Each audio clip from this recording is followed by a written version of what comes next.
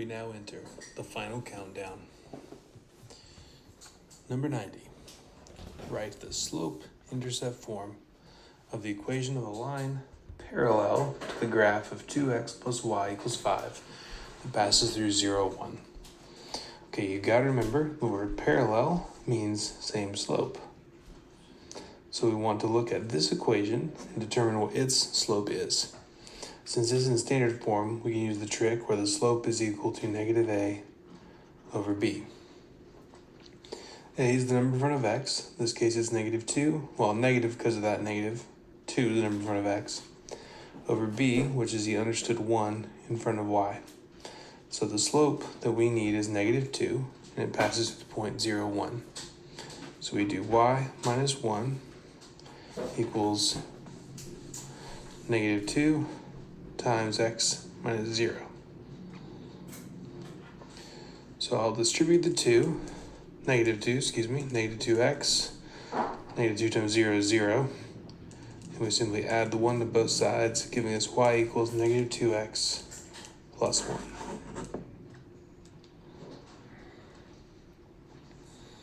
Okay, 91, write the slope-intercept form of an equation of the line perpendicular to the graph of this line.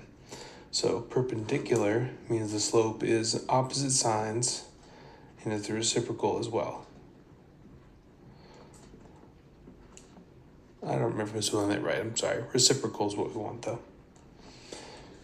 So right here we have a negative 3 halves. So step 1 is to flip it over. Step 2 is to change its sign, which we would just make it positive because we had negative 3 halves. So the perpendicular slope is positive 2/3. And we pass through the line the point 3, negative 2. So y plus 2 equals 2/3 times x minus 3. And we will distribute that. We get 2/3 x. 2 times 3 is 6. 6 divided by 3 is 2. Then we subtract 2 from both sides, giving us y equals 2/3 x minus 4.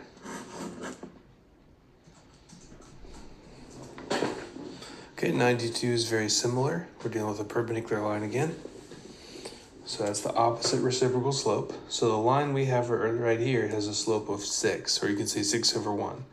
So we flip that over to 1 over 6, and we change its sign, making it a negative 1 over 6.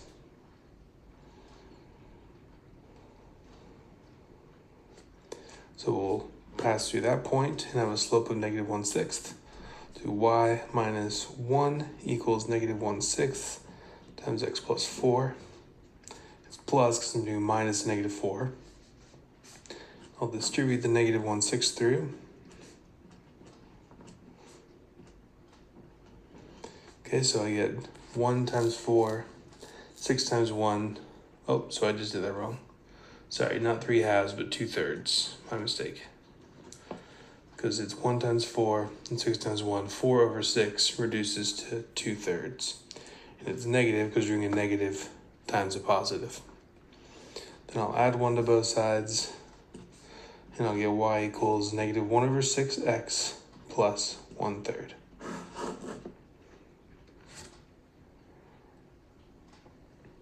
Okay, 93, determine whether the graph of this pair of equations are parallel, perpendicular, or neither. So either they're parallel if they have the same slope, they're perpendicular if they have an opposite reciprocal slope, and they're neither if they're neither of those things. So this one, it's easy. The slope, since we're in slope-intercept form, the slope is the coefficient in front of x, negative 2/5. On this one, we're in standard form, so we use the trick of doing negative a over b. A is 2, so we get negative 2 over b, which is 5. So these two are identical. That means the two of these lines are parallel.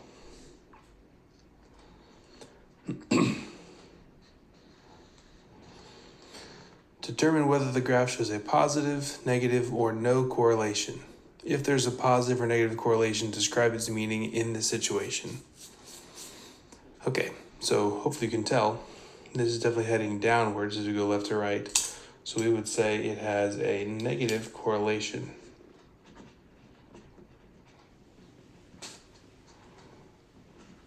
Anytime you're heading downhill as you read left to right, that's a negative correlation. This would also have a negative slope, so that tells us it's a negative correlation. So as the hours spent sleeping increases,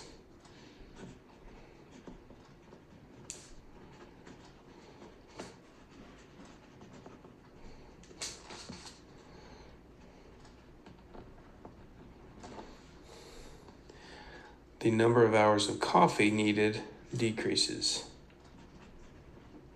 I may have said hours, number of cups of coffee needed.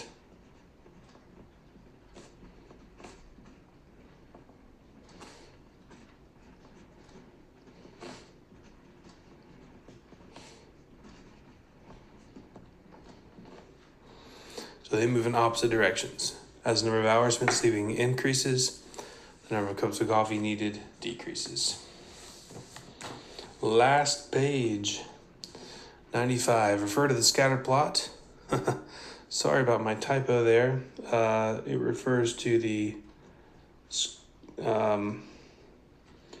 price in thousands per square foot of a house.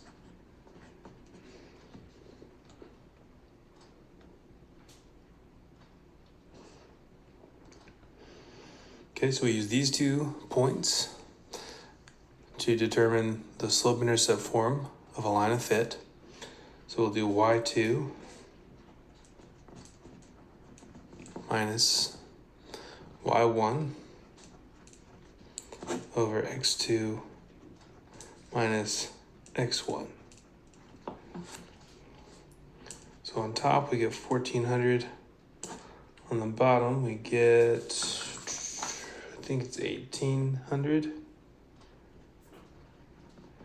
So that reduces to 14 over 18, which then reduces to 7 over 9. So our slope is 7/9, and you can use either one of these points to write the equation. I'm going to use the first one, but it doesn't matter which one you use.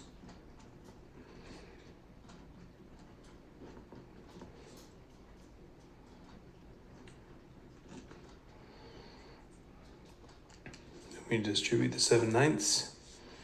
We get y minus 350 equals 7 over 9x minus, the decimal form is like 1944.4 repeating. And you are allowed to use the calculator on this, so don't worry about the fractions multiplying, you can handle that.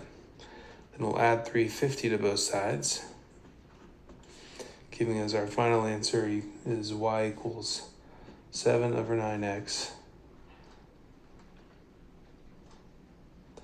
plus 1,000, minus, sorry, this is still minus 1,594.4 repeating.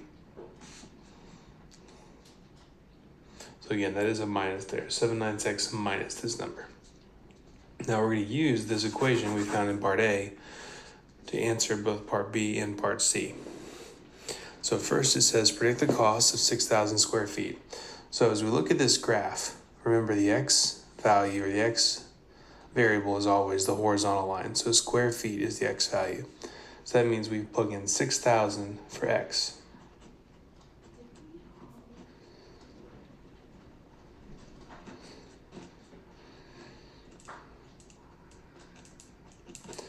And that you can just plug in your calculator. And once you compute all that, you find out that the cost of a home with 6,000 square feet would be $3,072.22 thousand, which is actually crazy expensive, because it actually means more like $3 million. But granted, 6,000 square feet is a lot. Okay, C says predict at what number the square feet would cost 2,000 thousandths, which is 2 million. So if you look back up here, we're given the cost, the price, I should say, and the price is the y value. So On part C, instead of plugging in the x value, we'll plug 2000 in the y value.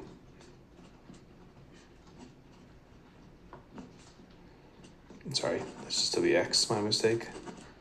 Let's just try that again. So we plug 2000 in for the y value, because I'm using this equation right here. This time I'm plugging in 2000 for the y value and solve for x.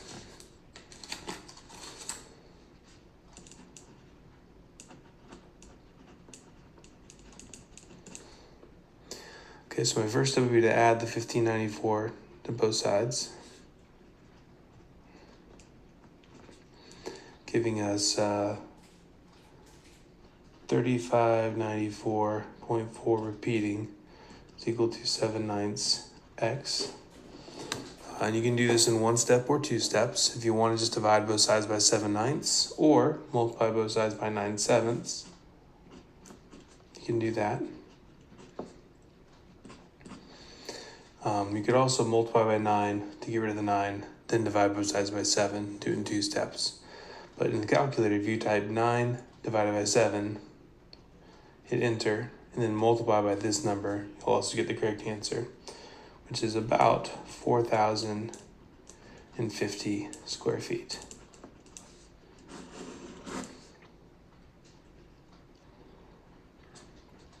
All right, last few problems, writing the inverse.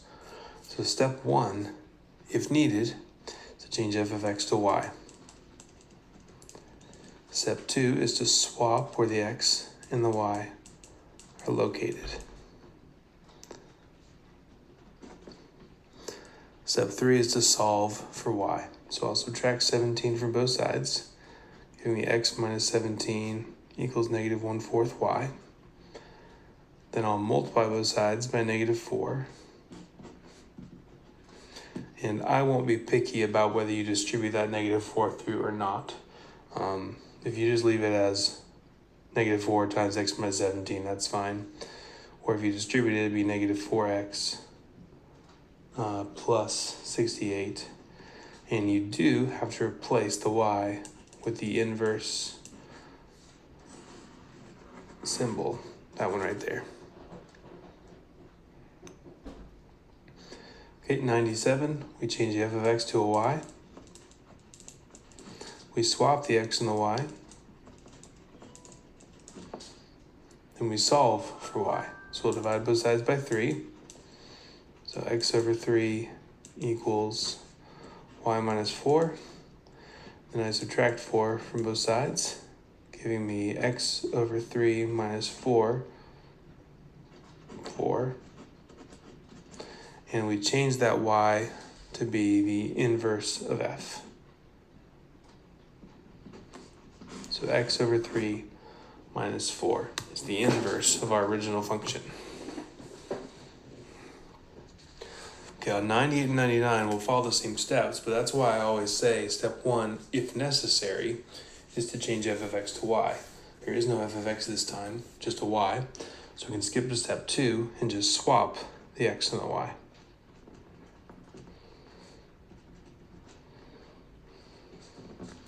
So we'll solve for y. I'll subtract 3x from both sides.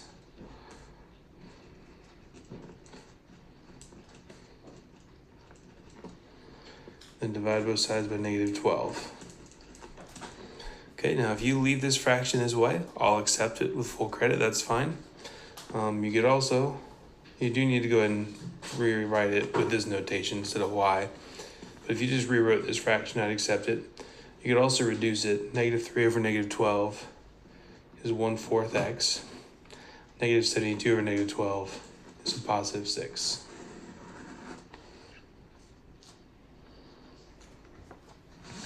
Last one, 99. It's already y, no need to change it. Step 2 is to swap the x and the y.